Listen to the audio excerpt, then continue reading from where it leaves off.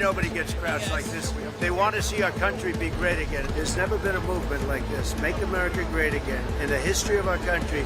I didn't get here because of luck. I outworked and outsmarted all the rest of those fellas. And I'm not going to talk about an obituary. I'm going to talk about running the tape and saving this country. Finding a candidate that we trust and also has the values of America at heart is probably the most important thing. You all supported Nikki Haley today.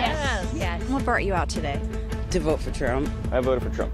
Time for a change. Trump has too much baggage. I just think this country needs Donald Trump to get things back on track. America decides, and there's breaking news here in New Hampshire. CBS News projecting Donald Trump will win the Republican primary. The CBS Evening News begins now.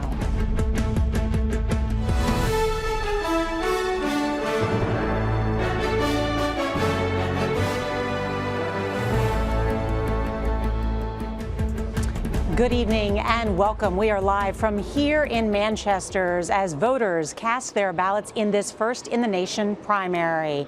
CBS News can project at this hour that Donald Trump is the winner of New Hampshire's Republican presidential primary. These are the vote tallies just coming in right now at this hour. We should note no Republican has ever won both Iowa and New Hampshire and failed to secure the nomination. But tonight, Nikki Haley said this race is far from over. We are hearing from both of the candidates tonight, and they are beginning to set expectations about the campaign ahead. We also have exit poll data, but what the shape of what this electorate was like here in New Hampshire. It was more moderate, more independent than what we saw in Iowa. Also, the economy and immigration, some of the top issues on voters' minds. And 1 in 5 voters made their decision in the last couple of days, and they largely broke for Nikki Haley. We've got our team coverage from across the state, and CBS's Ed O'Keefe will start us off tonight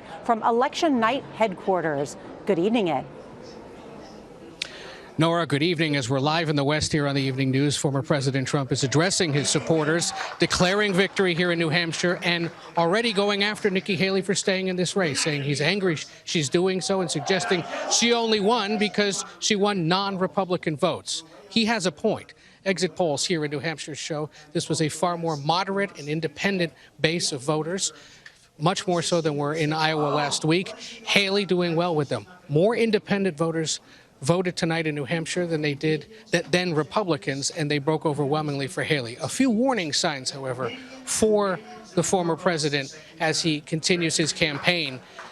Polling tonight shows there's more skepticism and concern about the legal troubles he may face in the coming months, and a belief that he may not be fit enough for office should he be convicted of a crime. That's a higher percentage than we saw in Iowa last week, and concerning in a state that very well could be one of the battlegrounds in the general election in the fall. And while the former president won most age and gender groups across the Republican electorate, Haley did better tonight among higher income and college-educated voters. A sign again that the former president may struggle to unite the entire Republican Party and other voters who he might have well been able to win otherwise. Nora? All right, Ed O'Keefe there with the Trump campaign. Let's go now to CBS's Caitlin Huey-Burns. She is at Nikki Haley's election night headquarters, where the former UN ambassador remained defiant despite tonight's loss. And Caitlin, tell us about what she said tonight. Good evening, Nora. As you can see, the ballroom has already cleared out behind me. That's because Nikki Haley took the stage just as CBS News was projecting that Donald Trump, her opponent, won New Hampshire. However, she vowed to fight on. This race is far from over. There are dozens of states left to go. Now, I've long called for mental competency tests for politicians over the age of 75.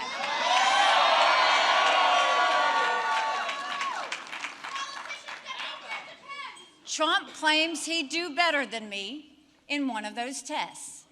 Maybe he would, maybe he wouldn't. But if he thinks that, then he should have no problem standing on a debate stage with me. New Hampshire is first in the nation. It is not the last in the nation. Now, opponents of the former president saw New Hampshire as their last best chance to slow his path to the nomination. And in doing so, Haley was specifically targeting independent voters here in the state who were interested in turning the page. But exit polling showed that it was favorable terrain for her. 45% of voters in the GOP primary identified as independent, and voters were less ideologically aligned with Donald Trump than they were in Iowa. But she faced challenges with enthusiasm. Again, according to the exits, 80% of Trump's voters described their vote as strongly for him, while only 30% of Haley's voters said they strongly favored her.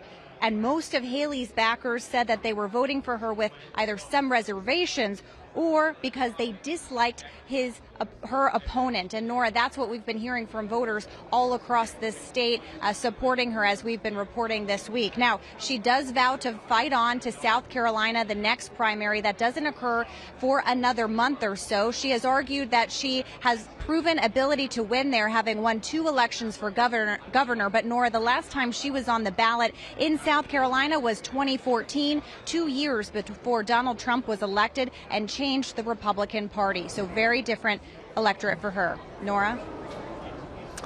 All right, Caitlin Huey-Burns, thank you so much. Let's bring in our chief election and campaign correspondent, Robert Costa. All right, Robert, so while Trump projected to win here in New Hampshire, the question is, can Nikki Haley keep his win to single digits? Why does that matter? It really matters to Republican donors across the country, because if they want to open their wallets in the coming weeks and give her the money she needs in South Carolina, the money she needs in Super Tuesday, they want to see that she has a viable path to the nomination. That's why she got out there early tonight, irritating former President Donald Trump by saying that she had a successful night in New Hampshire despite having the loss. We also saw Nikki Haley delivering some of her sharpest attacks yet, talking about that mental acuity test. She said, well, if he thinks he can beat me, why doesn't he just take the debate stage with me? She wants to join the fight, and Donald Trump has avoided the debate stage up until now. We'll see if he keeps avoiding it. Nikki Haley previewed her message tonight in her interview with you just days ago, saying here in New Hampshire she believes the former president is on the decline, and she's making a case to Republican voters. Look, you might love Trump, you might like him a little bit, you might like his policies, but he can't carry the fight to President Biden in a general election. We'll see if it can really hold and build her a coalition. She's not quitting this race. I talked to her allies within the last hour. They expect that this is now moving from a political campaign, Nora, to a season of political war. They expect the attacks, but they're ready for it. They think the Republican Party's ready for a new direction. When you talk about the attacks, just how nasty will it get? We have already seen Donald Trump take the stage tonight. He said, I don't get angry, I get even. Will he unleash people on her? How personal is this going to get? Beyond personal. This is about vengeance. This is now getting to be political warfare for former President Donald Trump. We showed a brief image of him giving his remarks on stage tonight. Who did you see behind him? South Carolina Senator Tim Scott. He told me just hours ago here at CBS News he believes Trump can have a 20-point win in South Carolina. Haley said it's her home sweet home, but it's going to be a tough road for her in South Carolina. Who else was on stage with Trump tonight? Former candidate Vivek Ramaswamy. Why was he there? To attack Nikki Haley. All right, Nikki Haley vowing tonight that this race is far from over. She says she is just getting started. And as Robert Costa reporting, donors will be looking at that margin of victory tonight, whether to continue to fund this in a heavy way. And we may have a big contest ahead. The real race may not be in South Carolina. It's on Wall Street. All right, Robert Costa, thank you so much.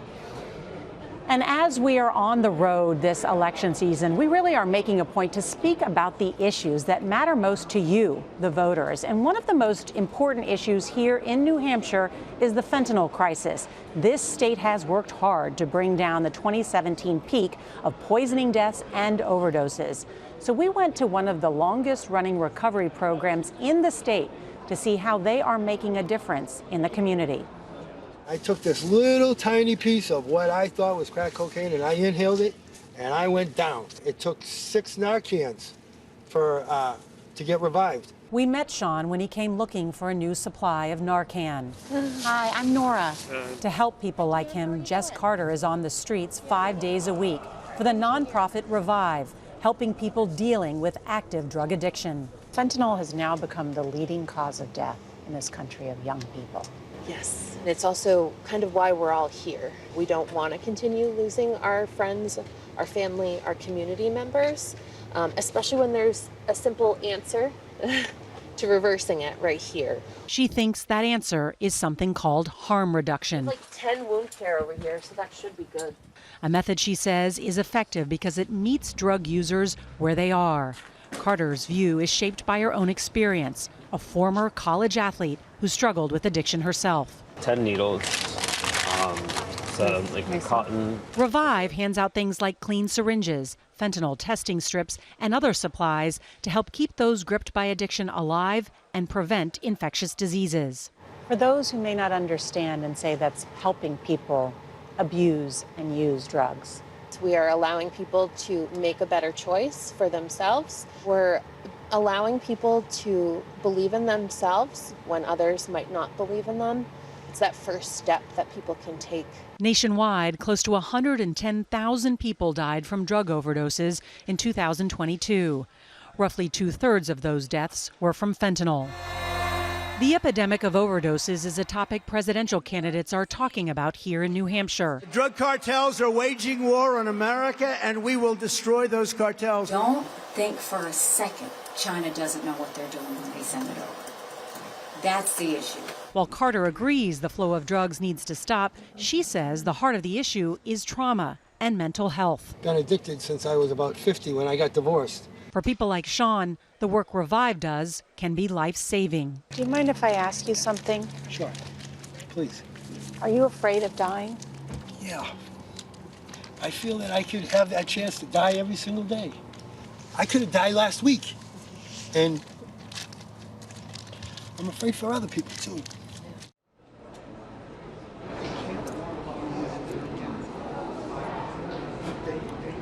Follow these stories as real people are hurting, and they want the candidates to reflect on how to fix those issues.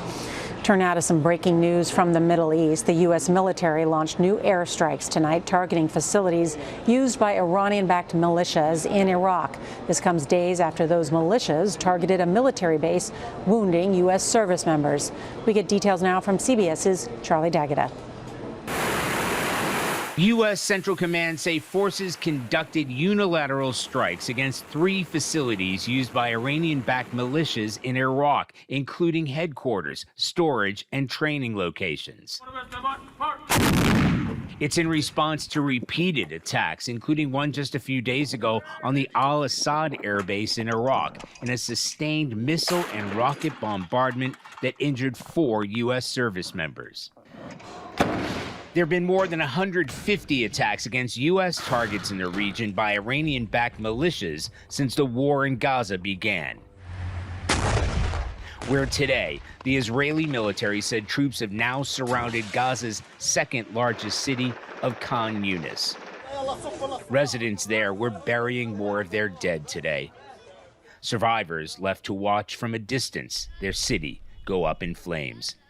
The Israeli advance comes as troops suffered their deadliest day since the conflict began. 24 soldiers killed, 21 in a single attack.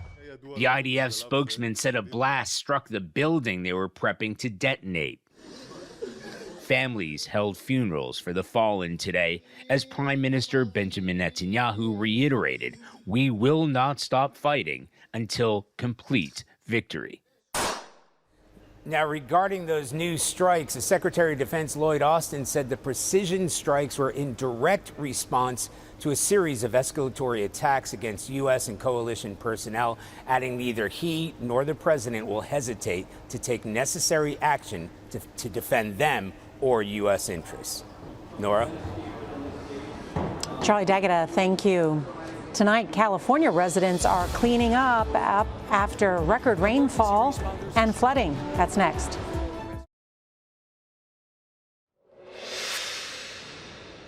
A path of destruction was caused by powerful flash flooding, which walloped Southern California. CBS's Jonathan Vigliotti reports from San Diego. Tonight, storm-battered San Diego is cleaning up a massive mess. This event that happened yesterday was unprecedented, more than anything we've ever seen.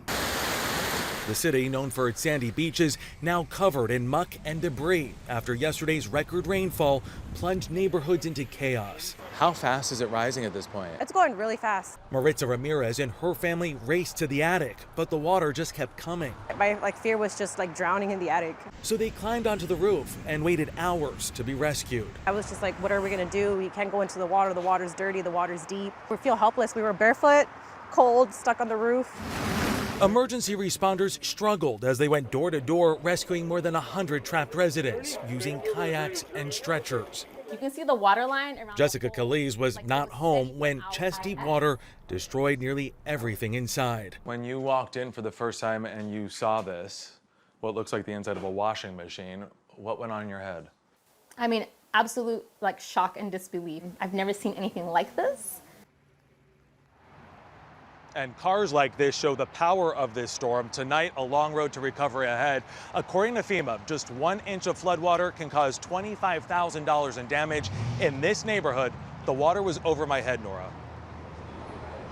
Oh, incredible pictures. Jonathan Vigliotti, thank you so much. The Academy Award nominations are out. We'll tell you who's celebrating next.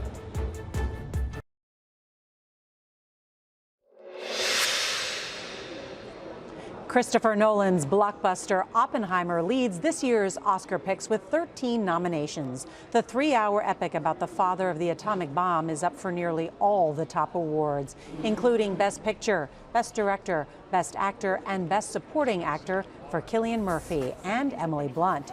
Barbie earned 8 nominations, including Best Picture and Best Supporting Actor and Actress for Ryan Gosling and America Ferrera. And Lily Gladstone made history, becoming the first Native American nominated for Best Actress for Killers of the Flower Moon.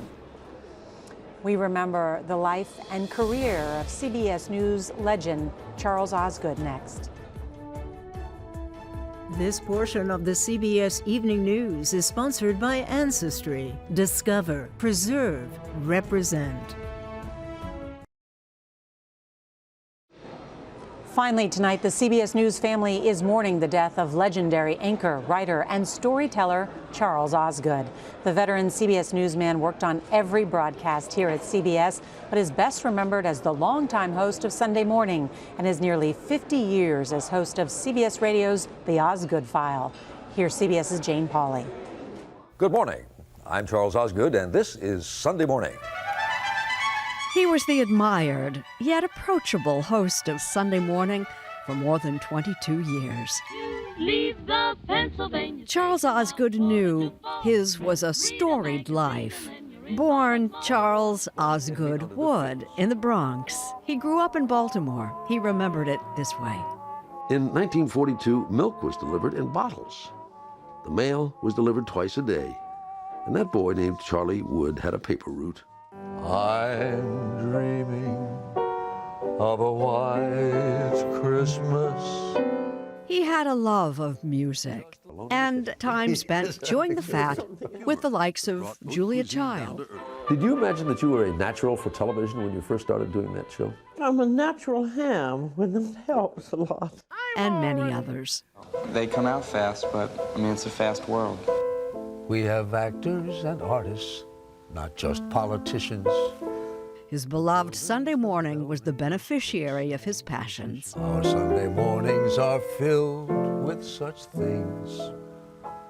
It feels great to be part of something that people love, and I know that they do. I've sung this song, but I'll sing it again. I knew I'd be leaving, but I didn't know when. He is survived by Jean, his wife of 50 years, their 5 children and 6 grandchildren, and all of us at CBS News. Been a long time. Charles Osgood was 91 years old. And I've got to be drifting along. He was our poet in residence and will be greatly missed. That's tonight's CBS Evening News. I'm Nora O'Donnell in Manchester, New Hampshire. Good night.